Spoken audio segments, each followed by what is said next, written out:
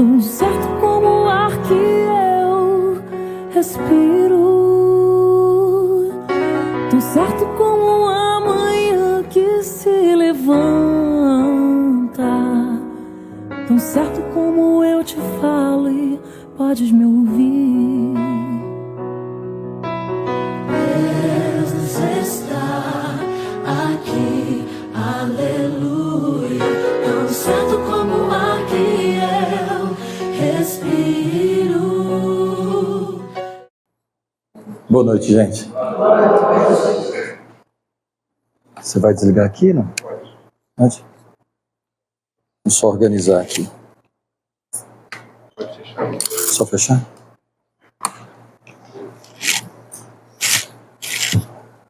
Bom, primeiro quero agradecer a casa, a confiança. É minha primeira vez aqui. Então, obrigado pelo convite. Nós, trabalhadores da Seara do Cristo, precisamos dessas oportunidades. Depois, quero dizer da alegria que eu senti quando ouvi essa plateia cantando, das energias que foram movimentadas e que ainda estão sendo movimentadas, da importância desse momento preparatório que é a alegria cristã. O tratamento espiritual começa exatamente nesse momento. Quando a gente vem para cá, para essa casa ou para qualquer outra, e a gente se presenteia com esses momentos de paz, de celebração, de comunhão com Deus, com a espiritualidade. O tratamento, para ter eficácia, precisa que a gente permita que a espiritualidade trabalhe em nós. E essa musicoterapia, esse tratamento musicoterapeuta, é a porta de entrada para que as energias dos planos superiores possam, de fato, fazer efeito em nós. Bom, dito isso, eu quero fazer uma pergunta para vocês. Está tranquilo para todo mundo que a gente vai desencarnar? Vocês já sabem disso, né? Não é novidade para ninguém. E se for agora? O que você vai deixar para trás? Não precisa me responder não, só pensa. Você vai deixar mais amores, mais dores, mais rancores? O que você vai levar? Mais dores, mais amores, mais rancores. Como é que está seu coração? Que a gente vai desencarnar, tudo bem, a gente já entendeu. A gente só não está preparado para ser hoje. Fica tranquilo que eu já combinei com o pessoal, vai esperar acabar a palestra. Tá? Para não ter susto, tá certo? Depois eu já não garanto. Mas é isso. Não é se, desencarnando. O que você e eu levamos ou deixamos da nossa jornada? E essa pergunta tem tudo a ver com o tema que foi proposto, que é perdão e liberdade espiritual. Porque, veja, quem já estudou sobre processos obsessivos sabe que não acaba quando termina. Ou seja, as rusgas que a gente constrói aqui não acaba quando o corpo falece. O espírito é eterno. Então, eterno não porque a gente não existiu de todo sempre, né? Mas é imortal. A partir do momento que a gente foi criado, nós somos o mesmo espírito. Quando algumas pessoas confrontam comigo, dizendo, esse papo de muitas vidas é bobagem, a vida é uma só, eu concordo. A vida é uma só, sim. A vida espiritual, porque desde o momento em que eu fui criado, eu sou eu.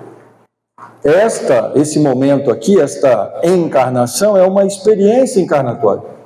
Não me define espiritualmente. É uma passagem, é um capítulo da minha existência. Então, André Luiz diz isso muito bem no livro Evolução em Dois Mundos. Você tem um momento da tua vida espiritual aqui, encarnado no plano físico, outro momento da tua vida espiritual, ou outros momentos da tua vida espiritual, desencarnado no plano espiritual.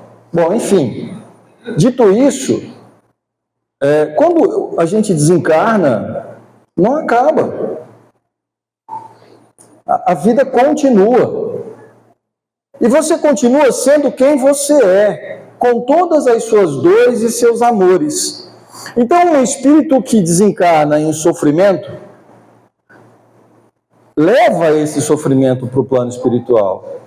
E se a carga que ele leva é uma carga de vingança, de mágoa, de ódio, de rancor, isso não muda com o desencarne. Se ele puder, se esse espírito tiver condições de se vingar daquele que lhe causou mal, dor, sofrimento, ele vai fazer. E daí nasce os processos obsessivos. Bezerra de Menezes tem uma série de livros que ele escreveu sobre a loucura. O título, aí você tem A Loucura sob um Novo Prisma, Loucura e Obsessão, Nas Fronteiras da Loucura. Porque naquele tempo de Bezerra de Menezes, os processos obsessivos eram entendidos como loucura. Quando você lê essas obras, você entende que todos os processos, e aí tem vários casos, vários, eu até recomendo a leitura desses livros para que a gente possa entender um pouco mais sobre obsessão. No livro Loucura e Obsessão, em específico, tem uma história de um garoto que, 20 e poucos anos, e desde os 5, 6 anos, ele sofre um processo de obsessão severo. Ele fica acamado, praticamente catatônico. E na casa espírita, que na verdade é até um outro fator que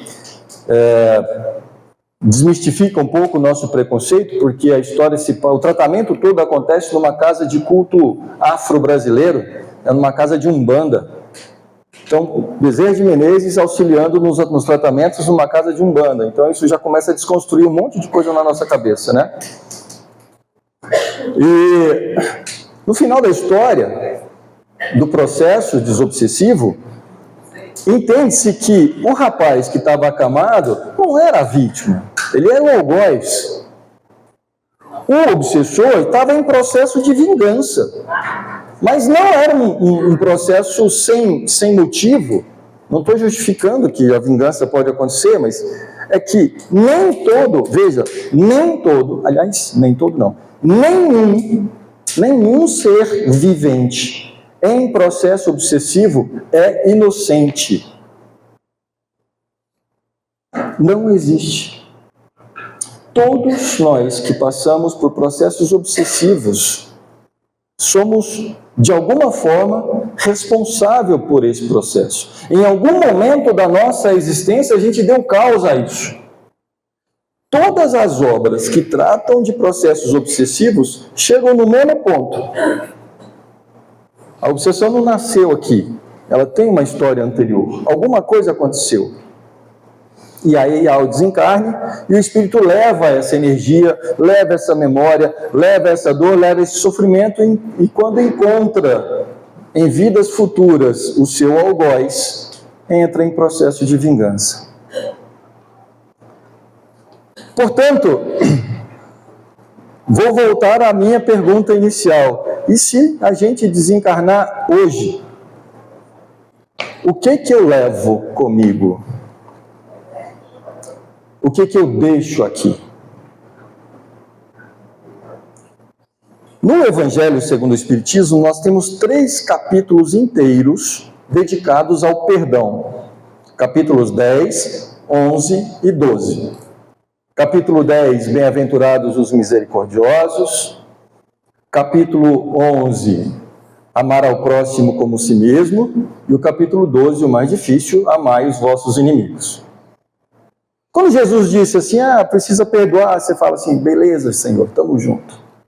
Amai ao próximo como a si mesmo, beleza, vou me esforçar. Aí quando ele fala, amai os vossos inimigos, ele diz, não, peraí, isso já quer demais. Não é bem por aí não, né? Mas é assim mesmo. É possível amar os inimigos? Depende. Se você, no nosso conceito humano de amor, não é possível. Mas também não é possível falar de perdão sem falar de amor. Mahatma Gandhi, antes de ser o Mahatma Gandhi, ele era um estudante de direito na Índia, foi em missão para a África, e lá viu muita dor e sofrimento, volta para a Índia, encontra o seu povo aprisionado pelos ingleses, naquela dominação inglesa, e ele entende que ele precisava ajudar o povo indiano a sair da dominação, a se libertar da dominação inglesa, mas não podia ser por meio da violência, por meio da agressão, porque ele já tinha visto, no tempo que ele ficou na África, que a agressão gerava dor, sofrimento, morte, mas não gerava liberdade. Então ele agiu diferente. Em sânscrito, ele usa o conceito do satyagraha, que é o princípio da não agressão. Então ele disse, olha, a gente vai lutar sim, a gente vai brigar pela nossa liberdade, mas sem violência, sem agressão. Isso é uma forma de amar.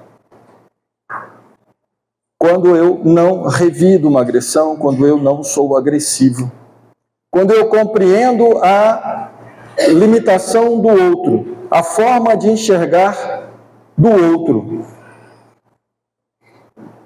Meus queridos, não tem nada mais difícil na vida do que viver. Fala, cara, eu antes deve ter fumado um baseado antes de vir para a palestra, né? Deve estar doidão. Como assim, né? Não, não é isso. É porque é um pouco filosófico, assim. Viver pressupõe relacionamentos. Pressupõe relacionamentos.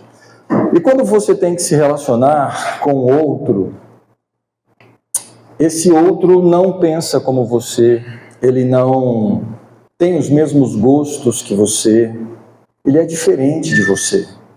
E as diferenças são tão importantes para o nosso crescimento quanto amar essas diferenças. Só que aí, assim como Gandhi entendeu a forma de enxergar do povo inglês e contrapôs aquela maneira de uma forma mais assertiva, não agressiva, não violenta, e todo mundo conhece a história, sabe que o povo indiano foi libertado, né, do domínio inglês. O final da história todo mundo conhece. Nós também precisamos nos libertar desse processo agressivo e entender que o outro é da forma como ele pode ser. Você conhece alguém que seja muito paciente? Não olha para mim, eu não sou. Você conhece? Vocês sabem que eu nunca perdi a paciência na vida? É porque eu nunca tive. E você não perde o que não tem? Não é? Mas você deve conhecer alguém que é muito paciente. Olha para essa pessoa que é muito paciente, que você conhece. Depois me apresenta, porque eu mesmo não conheço. A pessoa que é muito paciente, ela é também compreensiva. Ela não é tolerante. Tolerante eu até sou. Ela é compreensiva. Ela entende as limitações do outro. A minha avó já desencarnou um tempo, mas era muito sábia. E às vezes eu ficava irritado com as coisas bobas da vida. Ela dizia, meu filho, deixa isso para lá, isso é bobagem, está sofrendo à toa. Você não vai mudar o jeito do outro pensar. Eu ficava enraivecido até com a minha avó. Como é que pode a senhora dizer isso? Olha só o que ela fez comigo. Eu precisei de 20 anos de doutrina espírita estudando para entender que ela estava certa. Que realmente não faz sentido eu ficar nervoso com o outro com o que o outro fez comigo, porque o que ele fez comigo é o que ele pode fazer. Ele foi o que ele pôde ser. Eu é que esperava diferente.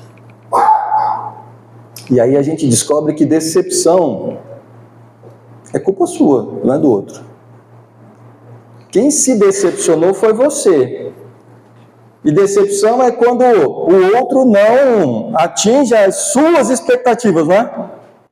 Mas quem criou as expectativas? Pô, não fui eu?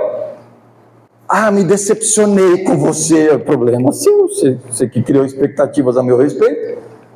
Não fui eu. Entende? Então, como a gente complica a vida? Se a gente começar a olhar para o outro, não importa como ele seja, e entender que ele é o que ele pode ser, já começa a mudar o processo. A gente já começa a ter uma nova forma de se relacionar em comunidade, na família, no trabalho. Enquanto a gente ficar exigindo do outro aquilo que a gente acha que ele deve ser, a gente vai construindo modelos de personalidade que no final das contas não vão, só vão se traduzir em decepção. E quando essa pessoa é mal educada com você, ou te causa um mal-estar, te agride emocionalmente ou fisicamente, enfim, e aí é o final do mundo. Porque aí você fica profundamente magoado. Não é verdade? Fala, nossa, como pôde? Como teve coragem de fazer isso comigo? E agora? Ele fez, e aí? Agora inverte. E as maldades, como dizia minha avó, as malcriações que você fez, as agressões que você fez, agressões físicas, morais, que você fez com o outro, também precisa ser botado na conta. Aqui nessa plateia, todo mundo é santo, pelo menos durante a palestra. Né? Todo mundo é santo. Porque ser bonzinho, ser bacana, ser amoroso no centro é muito fácil. Aqui você chega, as pessoas te dão boa noite, te recebem com carinho, né? Te trata bem, você trata bem todo mundo, até sorri. Não é verdade? Quando eu falo, vocês balançam a cabeça, concordando comigo. Amanhã a gente se encontra na rua? Não, acabou a história, né? Se a gente sair ali no estacionamento, um bater no carro do outro, já deu confusão. Porque saiu do centro. Mas a vida acontece lá fora, não é aqui. A gente precisa ajustar isso. Levar tudo que a gente estuda aqui dentro, tudo que a gente aprende aqui dentro, o processo de tratamento para a vida lá fora. É lá que as coisas acontecem. É lá que a gente é testado. Eu vou contar também uma coisa para vocês que eu demorei 20 anos para aprender. A gente estava falando sobre paciência, né? E eu parei de pedir a Deus paciência. Eu não faço mais isso. Porque eu descobri que toda vez que eu pedia paciência a Deus, o que ele me dava? Situações para testar a minha paciência. Não é? E aí eu vi um videozinho no Instagram outro dia, que eu achei sensacional. Uma garotinha que deve ter uns 3 anos, e ela disse assim, se você acha que o flash é rápido, você não viu a velocidade que eu perco a minha paciência. Irmão, a gente arruma confusão demais. E aí, a gente começa a carregar isso dentro. Você carrega, eu carrego, o nosso irmão carrega, todos nós carregamos isso. Isso vai nos aprisionando. Nos aprisionando. Vou fazer outra pergunta. Você se acha uma pessoa livre? Qual é o conceito de liberdade? Se você der um Google aí, você vai encontrar pelo menos umas 10 definições de liberdade. Mas eu gosto assim de pensar em liberdade como a ausência de constrangimentos. Você não é constrangido a fazer nada que você não faz nada de forma constrangedora, você não é cativo, né? A liberdade seria não ser cativo de nada, não ter que agir sob pressão ou sob coação ou à força, não ser propriedade de ninguém. Seriam conceitos de liberdade. Você vai achar alguma coisa assim parecida se você der um Google. Mas liberdade é mais do que isso. Gandhi, eu vou ler aqui para não correr o risco de errar nas palavras do Gandhi. Aqui, ó. Gandhi, para ele, liberdade é um estado de consciência marcado pela paz interior, a tranquilidade e a alegria de viver. Gandhi, para Gandhi, é possível que você esteja numa prisão e ainda seja livre. Porque para ele, liberdade é uma condição espiritual e não física. Pensando nisso, quando você está com muita raiva de alguém e você lembra desse alguém, o que acontece com o seu corpo? Se agora, nesse momento, que a gente está assim, tranquilo, num lugar bacana, cheio de energia boa, se você começar a pensar da dita cuja ou do dito cujo, a tua energia vai começar a mudar, não vai? Eu antes pedia para fazer um exercício mental que eu parei de fazer, porque da última vez uma aluna minha de curso doutrinário falou assim: antes eu demorei 3 dias para me recuperar. Eu falei, putz, mas que raiva que você estava da pessoa, né? Porque o exercício era o seguinte: você está num dia que você estiver bem, você começa a lembrar da situação. Começa a lembrar daquilo que te fez mal e da pessoa que te fez mal. E tenta reviver aquilo. Ela fez isso. Não façam, tá? Estou contando a história. Não faça mais o exercício. Não precisa. Ela falou, antes eu demorei 3 dias para me recuperar. E olha que eu sabia que era só um exercício. É físico. A raiva que você sente te maltrata fisicamente. Vocês já ouviram falar de doenças psicossomáticas? Já? São doenças que não têm causa física, elas têm causas emocionais, espirituais. A ciência já identificou essas doenças. Quando você sofre uma agressão emocional, e você está com raiva, está magoado, enfim, está com rancor, está com ódio no seu coração, e você alimenta isso, essa energia vai ficando vai sendo marcada no seu perispírito, vai maculando o seu corpo, e chega uma hora que essa energia ela tem que estourar em algum lugar. E ela estoura na forma de doença. E já existem alguns estudos. Vocês sabem que existe uma sociedade médica espírita? Sabiam disso? Existe. No Brasil existe.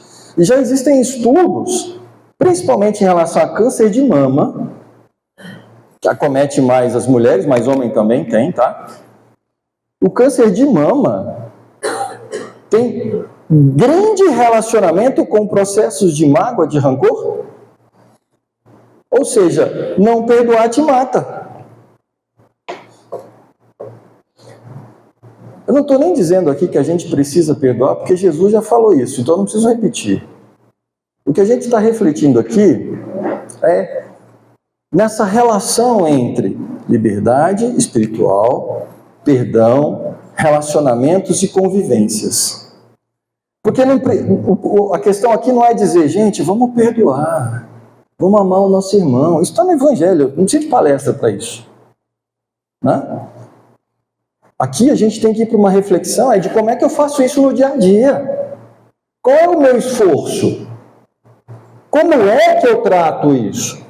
Como é que eu me viro quando eu vou embora daqui do centro e tenho que encontrar com as pessoas que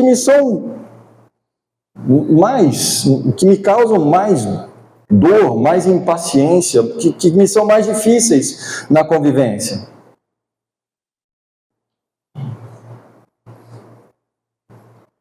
Outra perguntinha para refletir. Na sua vida, você tem mais pessoas que você ama ou mais pessoas que você odeia?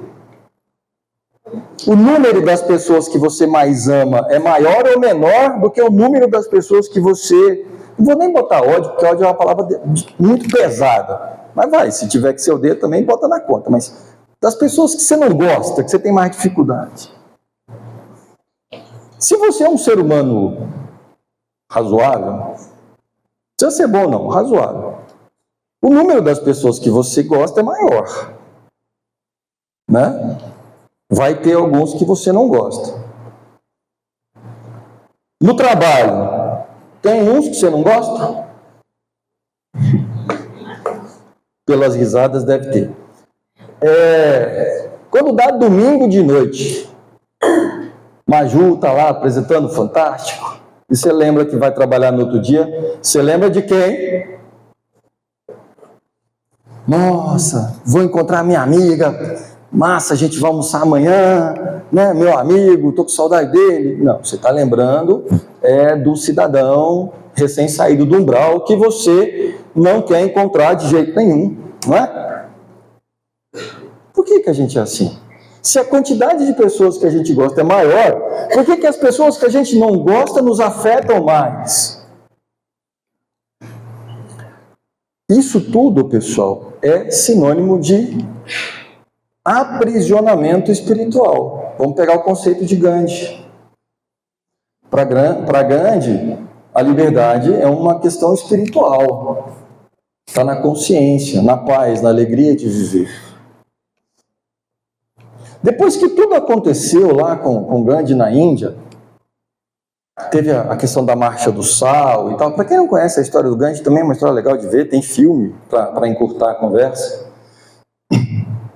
Chegaram para ele e disseram: Gandhi, a gente queria saber se você perdoa o povo inglês. Ele disse não. E essa foi uma resposta que chocou um pouco, né? Disse, como? Mahatma Gandhi não vai perdoar o povo inglês? Ele disse não. Não vou perdoar porque eu não tenho por que perdoar, não me senti ofendido. E aí a gente aprende outra coisa. A ofensa só chega para uma alma orgulhosa. Aí, meu irmão, a régua subiu. Porque a gente não está dando conta nem de perdoar. Agora pensa chegar nesse padrão de não se ofender. Se você, assim como eu, precisa se exercitar para perdoar as pessoas, pensa que esse não é o ponto mais alto da montanha. Ainda tem um trecho para a gente escalar, que é de não se ofender. Eurípides Barçanufo, ele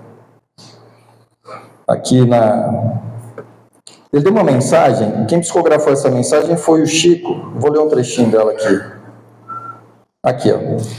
Foi uma mensagem que ele deu em 1954, o Chico é que psicografou, Eurípides Barçanufo, e ele disse o seguinte: no coração governado pelo amor de Jesus, não há lugar para a dignidade ferida, porque a dignidade do discípulo do Evangelho brilha, acima de tudo, no perdão incondicional das ofensas e no serviço incessante à extensão do bem. Então, no coração governado pelo amor de Jesus, não há lugar para a dignidade ferida. Então, se você ainda está se ofendendo, meu irmão, bora rezar junto. Bora dar as mãos. Tá? Mas não é só no centro, não. Tem que ser lá fora. Lá onde a vida acontece. Na tua família, tem alguém que é difícil? Vai que é você, né? Tem sempre.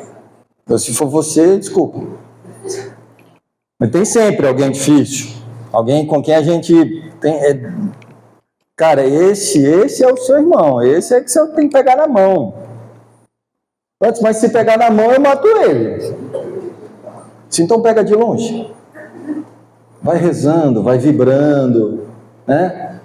Oração. Não tem o vigiar e orar? Não é assim? Só que tem gente que ora por si e vigia a vida do outro. Não é assim que funciona. Né? Você vigia os próprios pensamentos, as próprias atitudes, ora por si e pelos outros. Para que a gente consiga ter equilíbrio, para que a gente consiga ter serenidade, tá? Esse é o caminho. Todo dia. O Leandro Carnal diz que o esforço que a gente precisa fazer na vida é diário. É como tomar banho. Tem que ser todo dia, senão fede. Tem que tomar banho todo dia, não tem? Portanto, o esforço é todo dia. Não dá para você dizer assim, nossa, ontem eu me esforcei muito para amar meu companheiro, agora hoje eu vou descansar, hoje eu não vou amar não. Hoje eu não vou me esforçar não. Não tem isso. É todo dia. Todo dia.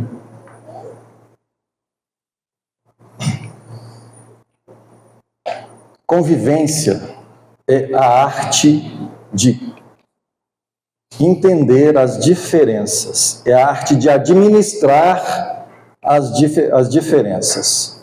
Isso é conviver. A outra opção é você se isolar. Vai ser um eremita, um ermitão, vai viver sozinho. Aí você não precisa conviver com ninguém. Confesso que às vezes eu faço isso. Às vezes eu pego a moto, eu pego o carro e dou um perdido, assim. Dou um perdido, porque para não agredir ninguém, eu preciso de um tempo para respirar. É normal, a gente é humano. Aliás, Paulo, na carta aos Efésios, diz isso. Ele diz o seguinte: irei-vos, mas não pequeis. Não permita que o sol se ponha sobre a vossa ira. Isso é Paulo, na carta aos Efésios. Irei-vos, mas não pequeis. Não permita que o sol se ponha sobre a vossa ira. Cara, ele está dizendo, olha, você é ser humano, bacana, você vai ficar com raiva? Então fique. Mas não peques, ou seja, não contrarie nenhuma das leis de Deus. Isso é um pecado na concepção geral, independente de religião. Pecado é você agir contra as leis de Deus. Qual que é a lei de Deus? Qual que é o maior mandamento da lei de Deus? O amor, não é isso? Amarás a teu Deus e amarás ao teu próximo. Pronto. Então, para não pecar, você tem que dar um jeito. Não é? Não permita que o sol se ponha sobre a vossa ira. Ou seja, se acalme. Não leve isso para a eternidade. Cuide. Agora, veja só, você não pode engolir isso, não. Você tem que dar vazão. Isso é uma energia. É potência. Se você ficar engolindo isso, se você ficar reprimindo isso, você vai adoecer também. Isso é o famoso engolir sapo. Né? Você vai guardando isso com você, você vai adoecer também. Tem que dar vazão para isso. Entrou essa energia negativa, ela tem que sair. Você tem que canalizar isso. Então, sabe quando você entra para o banheiro, fecha a porta, olha para o espelho e grita? Nunca fizeram isso? Ajuda? Ajuda. Né? Fica sozinho, dá um tempo, extravasa. Tem gente que vai para as lutas, né?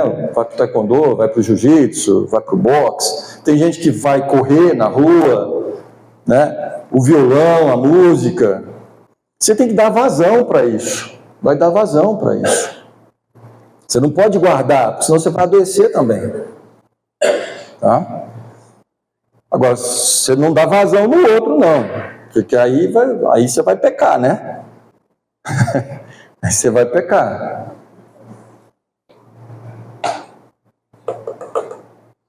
E é preciso que a gente olhe para as pessoas que estão conosco, para ver se isso também não está acontecendo com elas.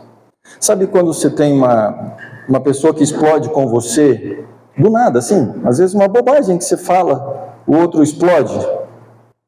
Não foi a bobagem que você falou. Aquilo não foi com você. Aquilo deu vazão.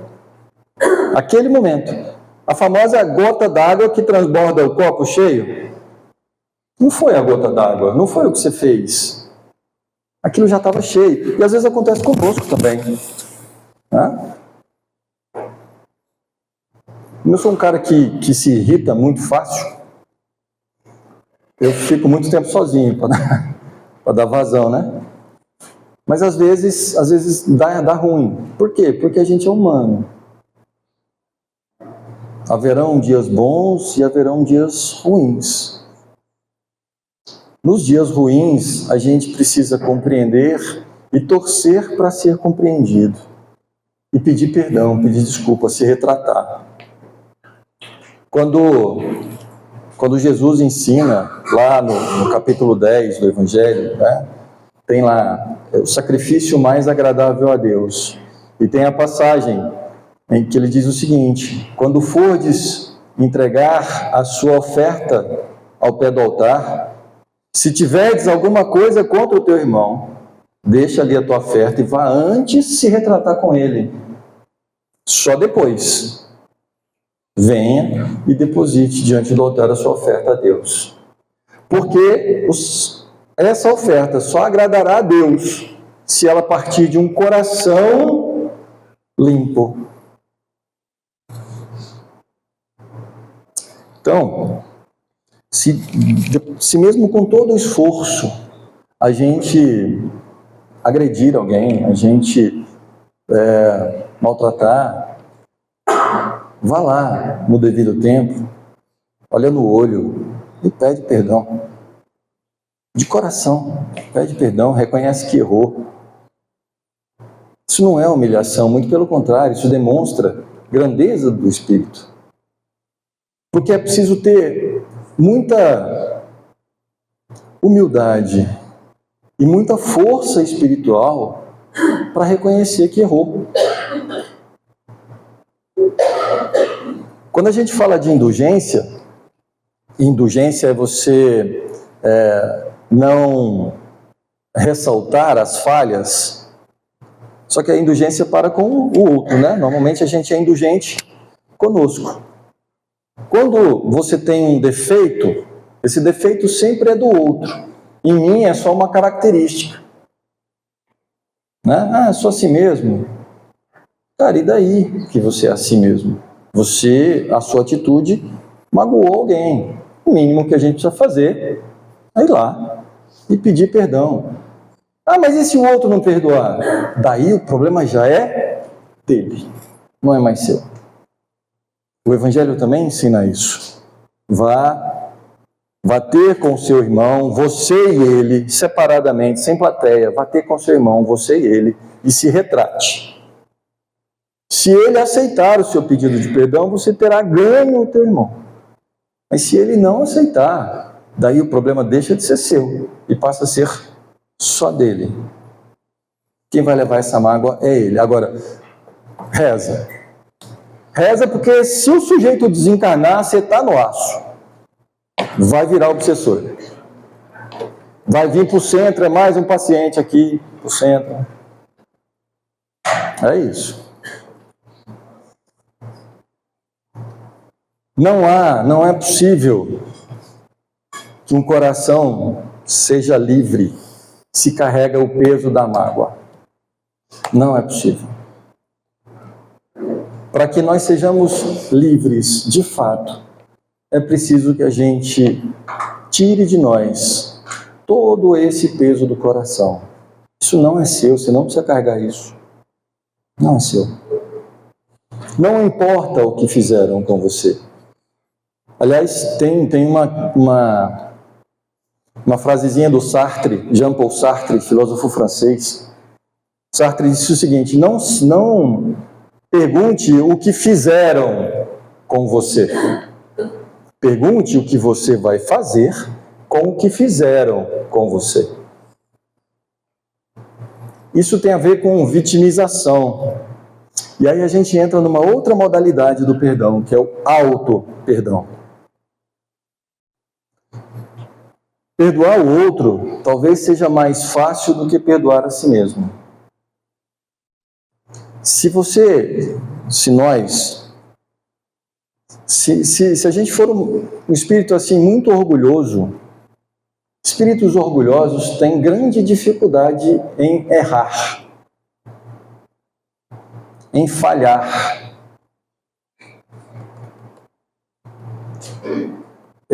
Talvez você conheça, ou seja assim, né?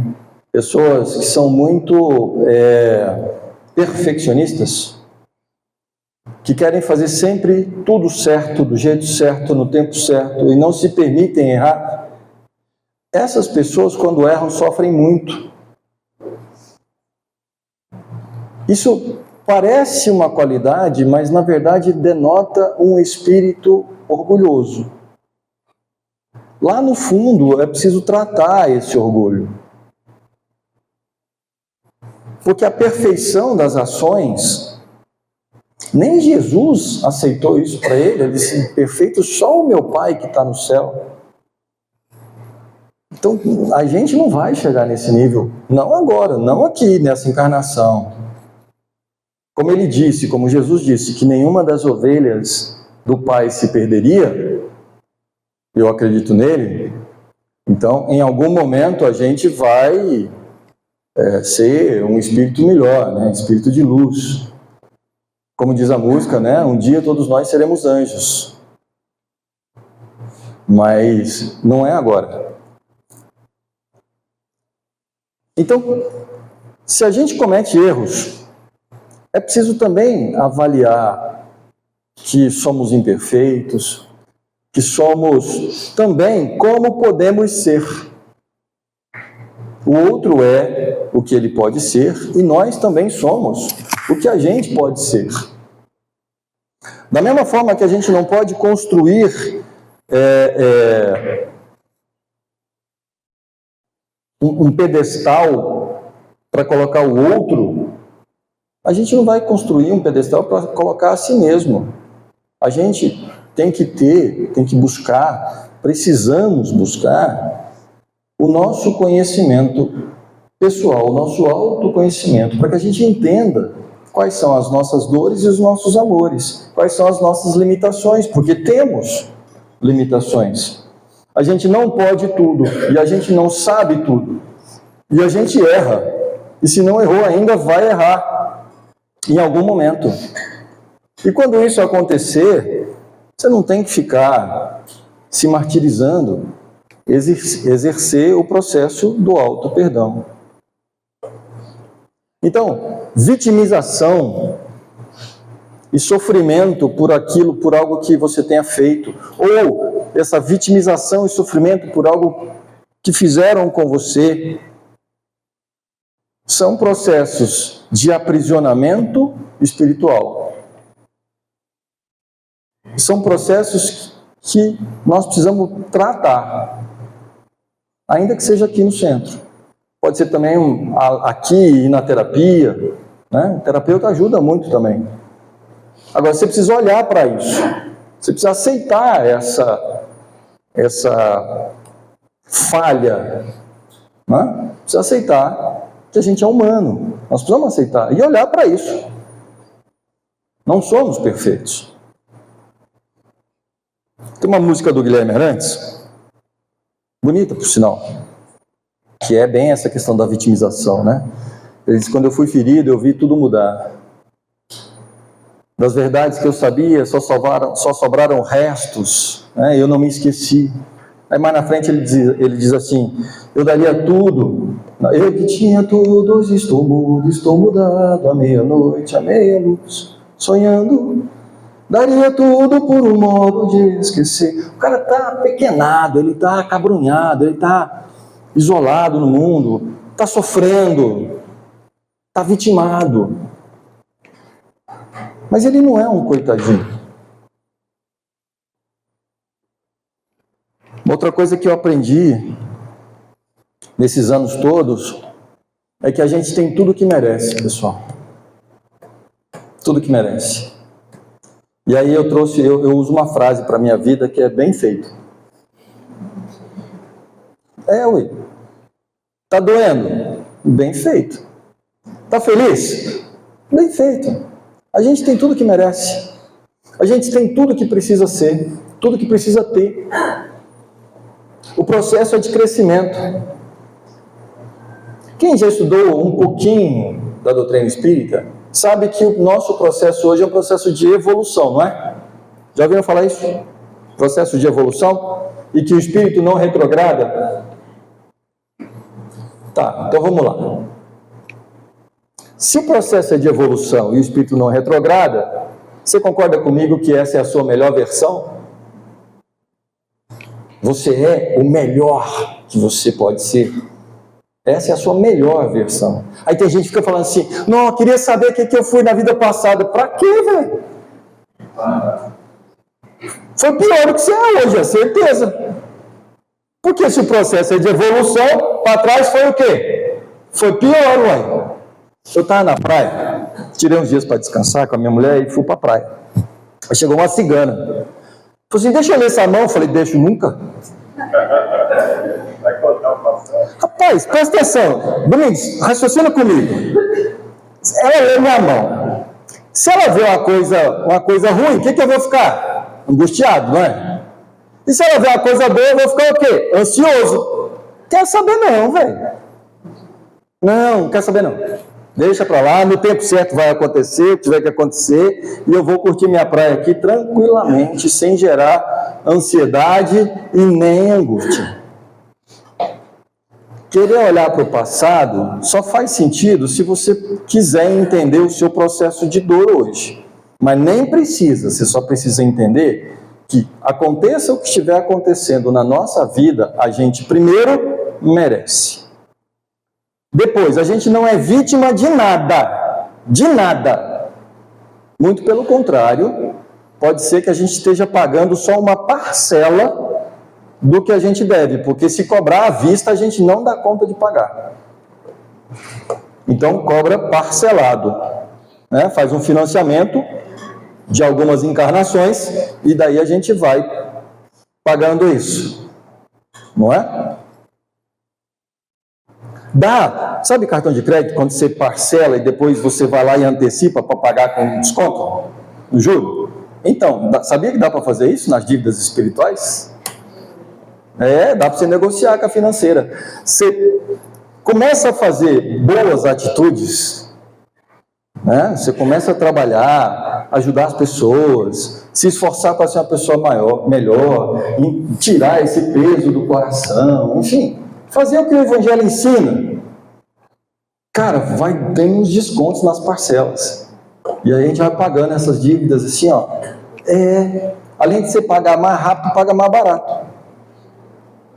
É bom negócio. Quem entende de investimento aí, vai concordar comigo. E aí a gente vai se livrando disso. Vai se libertando disso. Tá claro, pessoal? Falei bobagem? Lembra que a gente vai embora, hein? Vai acabar a palestra. Já tá no fim, né? A gente vai embora. Tem um estacionamento ali, cuidado com os carros. Tá? Vai chegar em casa, dar um beijo na mãe, no pai, no irmão, no filho, no tio, no sobrinho, no marido, na esposa, enfim. Né? Sabia que todo dia de manhã, quando eu saio, eu falo assim, não, hoje eu vou ser uma pessoa bem bacana. Acontece que no caminho eu vou encontrando outras pessoas, né?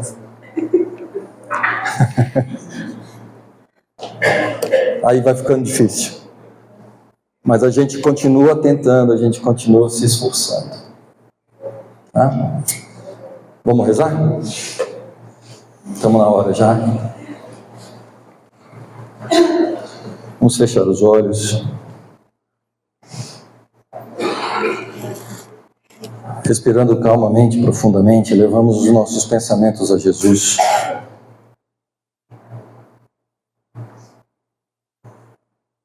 Imaginando a presença amorável do Mestre Jesus conosco, que vem de braços abertos, se aproximando de cada um de nós. Mestre Jesus, inclina o teu olhar sobre nós Emana de ti, Senhor, as tuas bênçãos e nos acolha a todos. Permita, Pai, que possamos sentir a tua presença e o teu amor. Que sejamos envolvidos com esse sentimento de carinho, que possa alcançar os nossos corações, cada coração aqui presente. Que o teu amor reverbere com o nosso espírito e nos faça melhores, nos ajude a trilhar os nossos caminhos, nos ajuda, Senhor, a compreender aqueles que caminham conosco. Nos ajuda, Pai, a sermos cada dia melhores para nós mesmos e para aqueles que caminham ao nosso lado, dividindo esta encarnação. Senhor, por fim, rogamos a Ti que abençoe a espiritualidade amiga, que está sempre conosco, nos auxiliando e nos protegendo. Que abençoe a espiritualidade que dirige essa casa, que conduz os nossos trabalhos, que eles sejam fortalecidos na seara do bem e que recebam força, poder, sabedoria e discernimento, e que possam continuar intercedendo em nosso favor hoje e sempre. Em nome de Deus, nosso Pai, e da nossa mãezinha Virgem Maria, que assim seja.